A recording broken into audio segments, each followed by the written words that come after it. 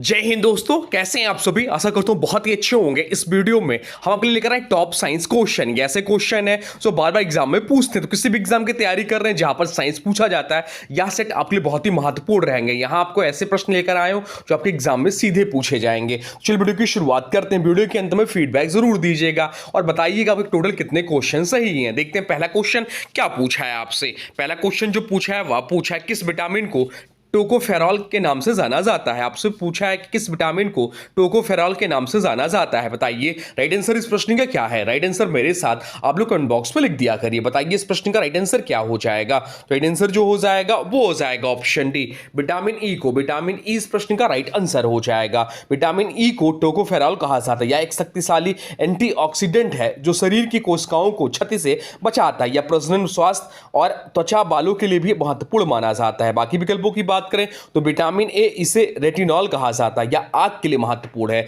Vitamin C इसे ascorbic अम्ल कहा जाता है, इसी कमी से स्कर्वी नामक रोग होता है। विटामिन डी इसे कैल्सीफेरॉल कहा जाता है, इसी कमी से बच्चों में रिकेटस और बड़ों में ऑस्टोमलेशिया नामक रोग होता है। तो ये सब पॉइंट भी ध्यान रखिएगा। अब चलते हैं अगले प्रश्न की ओर। देखते हैं अगला प्रश्न क्या पूछा है आपसे। अगला प्रश्न जो पूछा है वह पूछा है जब किसी वस्तु को अवतल दर्पण के वक्रता केंद्र पर रखा जाता है तो बनने वाला प्रतिबिंब कैसा होगा। आपसे पूछा है कि जब किसी वस्तु को अवतल दर्पण के वक्रता केंद्र से परे रखा जाता है तो बनने वाला प्रतिबिंब कैसा होगा। बताइए राइट आंसर क्या हो जाएगा। राइट आंसर कमेंट बॉक्स में लिख दीजिए। तो राइट आंसर जो हो जाएगा वो हो जाएगा ऑप्शन बी। ऑप्शन बी इस प्रश्न का राइट आंसर हो जाएगा, वास्तविक, उल्टा और वस्तु से छोटा। ऑप्शन बी इस प्रश्न का राइट आंसर हो जाएगा। जब वस्तु को वक्रता केंद्र पर रखा जाता है तो प्रतिबिंब बिल्कुल समान आकार का बनता है। अवतल दर्पण के सामने फोकस या उसके बाईं ओर वस्तु रखने पर प्रतिबिंब हमेशा वास्तविक और उल्टा ही बनता है। अब चलते हैं अगले प्रश्न को। देखते हैं अगला प्रश्न क्या पूछा है आपसे। अगला प्रश्न जो पूछा है वह पूछा है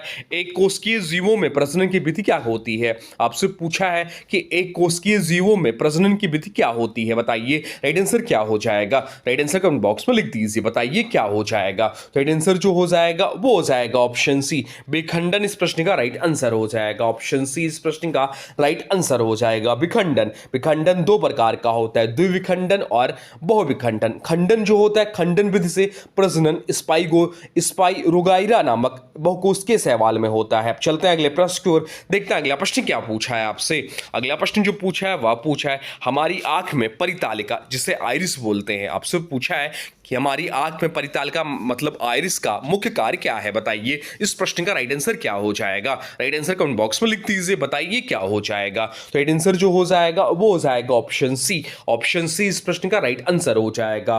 पुतली को के आकार को नियंत्रित करना, पुतली के आकार को नियंत्रित करना आइरिस का प्रमुख कार्य है। पुतली आंख में प्रवेश करने वाले प्रकाश की मात्रा को नियंत्रित करती है। परितालिका यानी कि आइरिस पुतली के चारों ओर का रंगीन भाग होता है जिसे सिकुड़कर या फैलकर पुतली के आकार को एडजस्ट करता है। अब चलते हैं अगले प्रश्न की ओर। देखते हैं अगला प्रश्न क्या पूछा है आपसे। अगला प्रश्न जो पूछा है वह पूछा है प्राकुंचन दाब तब माना जाता है जब। आपसे पूछा कि प्राकुंचन दाब तब माना जाता है जब क्या होता है। बताइए इसका राइट आंसर क्या हो जाएगा। राइट आंसर कमेंट बॉक्स में लिख दीजिए। बता दीजिए राइट आंसर क्या हो जाएगा। राइट आंसर हो जाएगा ऑप्शन बी। ऑप्शन बी इस प्रश्न का राइट आंसर हो जाएगा।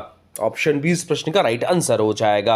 रक्तचाप यानी कि ब्लड प्रेशर में ऊपर वाली संख्या को सिस्टोलिक और नीचे वाली संख्या को डायस्टोलिक प्रेशर कहते हैं। हृदय के संकुचन या फैलाव की जब भी बात होती है तो उसे हमेशा नीले के संदर्भ में ही मापा और देखा जाता है। अब चलते हैं अगले प्रश्न को। देखते हैं अगला प्रश्न क्या पूछा है आपसे। बताइए क्या हो पूछा है आपसे अगला प्रश्न। अगला प्रश्न जो पूछा है वह पूछा है खाना खाने के बाद पेट भरा हुआ महसूस होने की अनुभूति हमारे मस्तिष्क के किस हिस्से में होती है। आपसे पूछा है कि खाना खाने के बाद पेट भरा हुआ महसूस होने की अनुभूति हमारे मस्तिष्क के किस हिस्से में होती है। बताइए राइट आंसर क्या हो जाएगा। राइट आंसर कमेंट बॉक्स में लिख दीजिए।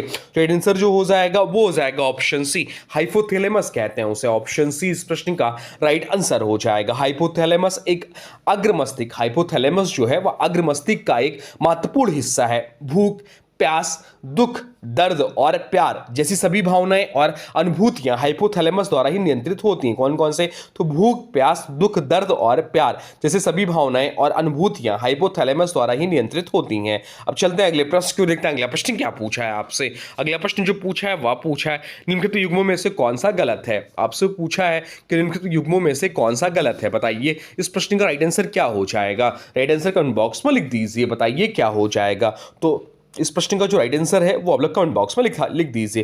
क्लोरोफिल प्रकाश संश्लेषण सही है, हीमोग्लोबिन ऑक्सीजन का परिवहन सही है, इंसुलिन रक्तचाप का नियंत्रण, यह विकल्प गलत हो जाएगा। ऑप्शन डी पिट्यूटरी ग्रंथि को मास्टर ग्रंथि कहते हैं, यह भी सही है। तो ऑप्शन सी इस प्रश्न का राइट आंसर हो जाएगा, जो कि सुमेलित नहीं है। इंसुलिन का कार्य रक्त में ग्लूकोज का स्तर नियंत्रित करना है, ना कि रक्तचाप का, या अग्नाशय की लैंगर हैंस की दीपिकाओं से स्त्रावित होती है। बाकी ऑप्शन ए जो दिया क्लोरोफिल प्रकाश संश्लेषण, पौधों में पाया जाने वाला हरा वर्णक जो सूर्य के प्रकाश को अवशोषित कर ऊर्जा उत्पन्न करता है। हीमोग्लोबिन ऑक्सीजन का परिवहन, रक्त में पाया जाने वाला लौह युक्त प्रोटीन जो ऑक्सीजन को फेफड़ों से शरीर तक पहुंचाता है। पिट्यूटरी ग्रंथि, मास्टर ग्रंथि या अंतरास्त्रावी ग्रंथियों को नियंत्रित करती है। अब चलते हैं अगले प्रश्न को देखते हैं। अगला प्रश्न क्या पूछा है आपसे? अगला प्रश्न जो पूछा है वह पूछा है वाहनों में हेडलाइट के रूप में निम्नलिखित में से किस दर्पण का उपयोग किया जाता है। आपसे पूछा है कि वाहनों में हेडलाइट के रूप में निम्नलिखित में से किस दर्पण का उपयोग किया जाता है, बताइए राइट आंसर क्या हो जाएगा। राइट आंसर कमेंट बॉक्स में लिख दीजिए। राइट आंसर जो हो जाएगा वो हो जाएगा ऑप्शन सी,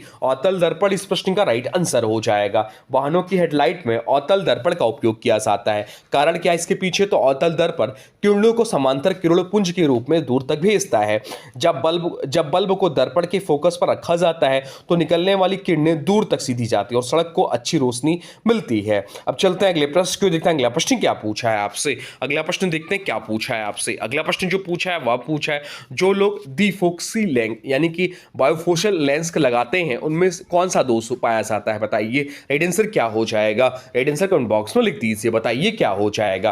राइट आंसर जो हो जाएगा वो हो जाएगा ऑप्शन डी, जरा दृष्टि दोष उन्हें होता है। ऑप्शन डी इस प्रश्न का राइट आंसर हो जाएगा, जरा दृष्टि दोष। जरा दृष्टि दोष एक उप संबंधी दृष्टि दोष है जो आमतौर पर 40 वर्ष से अधिक आयु के लोगों में होता है। इस स्थिति में व्यक्ति को पास की वस्तुएं स्पष्ट दिखाई नहीं देती क्योंकि नेत्र लेंस की लोच कम हो जाती है। इस दोष को ठीक करने के लिए डिफोक्सी लेंस का उपयोग किया जाता है। इसका ऊपरी भाग दूर दृष्टि दोष सुधारता है और निचला भाग निकट दृष्टि सुधारता है। अब चलते हैं अगले प्रश्न को देखते हैं। अगला प्रश्न क्या पूछा है आपसे, देखते हैं अगला प्रश्न क्या पूछा है आपसे। अगला प्रश्न जो पूछा है वह पूछा है सरसों का वनस्पति नाम क्या है। इंपॉर्टेंट प्रश्न है, आपसे पूछा कि सरसों का वनस्पतिक नाम क्या है, बताइए राइट आंसर क्या हो जाएगा। इसको इंपॉर्टेंट मार्क कर लीजिए, बताइए इसका राइट आंसर क्या हो जाएगा। तो राइट आंसर जो इस प्रश्न का हो जाएगा वो हो जाएगा ऑप्शन बी, ब्रेसिका कैम्पोसिस्ट इस प्रश्न का राइट आंसर हो जाएगा। सरसों का वैज्ञानिक नाम ब्रेसिका कैम्पोसिस्ट है।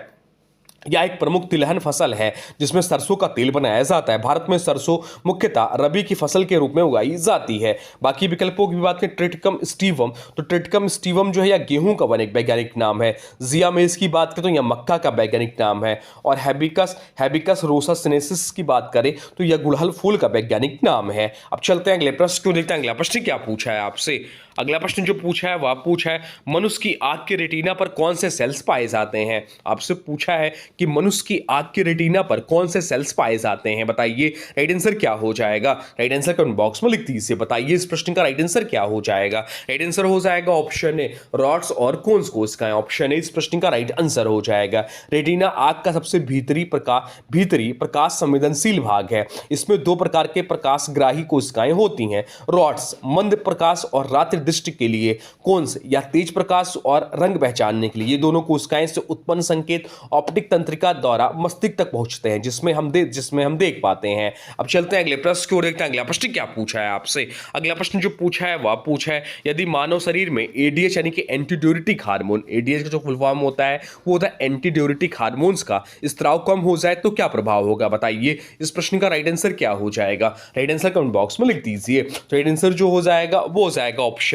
ऑप्शन बी इस प्रश्न का राइट आंसर हो जाएगा। पेशाब की मात्रा बढ़ेगी। एडीएच यानी कि एंटीडायरेटिक हार्मोन जिसे वैसोप्रेसिन भी कहा जाता है, हाइपोथैलेमस में बनता है और पिट्यूटरी ग्रंथि से स्रावित होता है। इसका मुख्य कार्य है गुर्दों में जल के पुनः अवशोषण को बढ़ाना, शरीर में जल संतुलन और रक्तचाप को नियंत्रित करना। यदि एडीएच का रक्तस्राव कम हो जाए तो गुर्दे पर्याप्त जल अवशोषित नहीं कर पाते, जिससे पेशाब की मात्रा बढ़ जाती। इस स्थिति को डायबिटीज इंसिपिडिस कहा जाता है। अब चलते हैं अगले प्रश्न को देखते हैं। अगला प्रश्न क्या पूछा है आपसे। अगला प्रश्न जो पूछा है वह पूछा है, यदि किसी व्यक्ति की पाचन क्रिया में ट्रिप्सिन एंजाइम निष्क्रिय हो जाए तो क्या प्रभावित होगा। आपसे पूछा है कि यदि किसी व्यक्ति की पाचन क्रिया में ट्रिप्सिन एंजाइम निष्क्रिय हो जाए तो क्या प्रभावित होगा, बताइए। राइट आंसर क्या हो जाएगा। राइट आंसर कमेंट बॉक्स में लिख दीजिए, बताइए क्या होगा। तो राइट आंसर जो हो जाएगा वो हो जाएगा ऑप्शन बी, प्रोटीन का पाचन प्रभावित होगा। ऑप्शन बी इस प्रश्न का राइट आंसर हो जाएगा।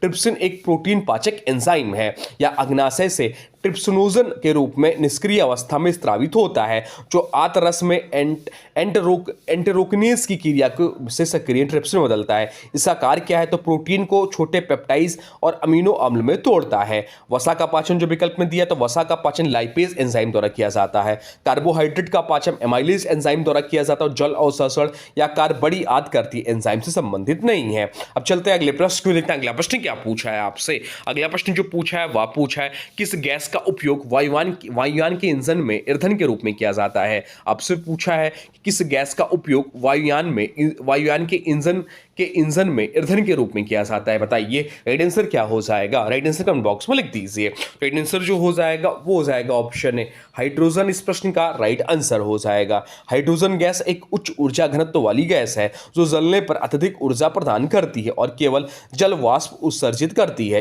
इसलिए इसे वायुयान और रॉकेट इंजन में ईंधन के रूप में प्रयोग किया जाता है। आधुनिक रॉकेट इंजन में प्रायः तरल हाइड्रोजन और तरल ऑक्सीजन का संयोजन उपयोग किया जाता है। बाकी बात और ये हाइड्रोजन की, तो हाइड्रोजन की खोज किसने की थी, अब एग्जाम में क्वेश्चन पूछता है। तो हाइड्रोजन की जो खोज की थी वो हेनरी कैवेंडिश ने की थी। हाइड्रोजन को नाम दिया था लार्बुजिए ने। हाइड्रोजन का प्रतीक H है, परमाणु क्रमांक 1 होता है। हाइड्रोजन सबसे हल्की गैस है। अब चलते हैं अगले प्रश्न को देखते हैं। अगला प्रश्न क्या पूछा है आपसे। अगला प्रश्न जो पूछा है वह पूछा है, निम्नलिखित में से कौन सा हार्मोन अग्नाशय से स्रावित नहीं होता है। आपसे पूछा है कि निम्नलिखित में से कौन सा हार्मोन जो है अग्नाशय से स्रावित नहीं होता, आपके पेनक्रियास से स्रावित नहीं होता है, या आपसे पूछा है, बताइए इस प्रश्न का राइट आंसर क्या हो जाएगा। राइट आंसर कमेंट बॉक्स में लिख दीजिए। राइट आंसर जो हो जाएगा वो हो जाएगा option D, vasopressin. Option D इस प्रश्न का राइट आंसर हो जाएगा। अग्नाशय की लैंगर-हैंस की दीपिकाएं द्वारा 3 मुख्य हार्मोन्स स्रावित होते हैं, इंसुलिन, ग्लूकागॉन और सोमाटोस्टेटिन। इंसुलिन या रक्त में ग्लूकोज की मात्रा घटाता है, ग्लूकागॉन या रक्त में ग्लूकोज की मात्रा बढ़ाता है, और सोमाटोस्टेटिन जो है इंसुलिन और ग्लूकागॉन दोनों के स्राव को नियंत्रित करता है। जबकि वैसोप्रेसिन अग्नाशय से नहीं बल्कि हाइपोथैलेमस में बनता है और यह पिट्यूटरी ग्रंथि से स्रावित होता है। इसका कार्य जल संतुलन और मूत्र नियंत्रण करता है। अब चलते हैं अगले प्रश्न की ओर, देखते हैं अगला प्रश्न क्या पूछा है आपसे। अगला प्रश्न जो पूछा है वह पूछा है, किसी व्यक्ति का पूरा प्रतिबिंब देखने के लिए एक समतल दर्पण की न्यूनतम ऊंचाई कितनी होनी चाहिए। आपसे पूछा है किसी व्यक्ति का पूरा प्रतिबिंब देखने के लिए एक समतल दर्पण की न्यूनतम ऊंचाई कितनी होनी चाहिए, बताइए। राइट आंसर क्या हो जाएगा। राइट आंसर कमेंट बॉक्स में लिख दीजिए। राइट आंसर जो हो जाएगा वो हो जाएगा ऑप्शन बी, व्यक्ति की ऊंचाई का आधा। ऑप्शन बी इस प्रश्न का राइट आंसर हो जाएगा। समतल दर्पण में बनने वाला वास्तविक प्रतिबिंब आकार और आभासी होता है। किसी व्यक्ति को अपना पूरा शरीर देखने के लिए दर्पण की ऊंचाई उसकी कुल ऊंचाई के आधी होनी चाहिए। ऐसा इसलिए क्योंकि व्यक्ति की आंख से निकलने वाली किरण ऊपरी और निचले बिंदुओं से परावर्तित होकर वापस आती है। प्रतिबिंब और वस्तु की दूरी दर्पण से समान होती है।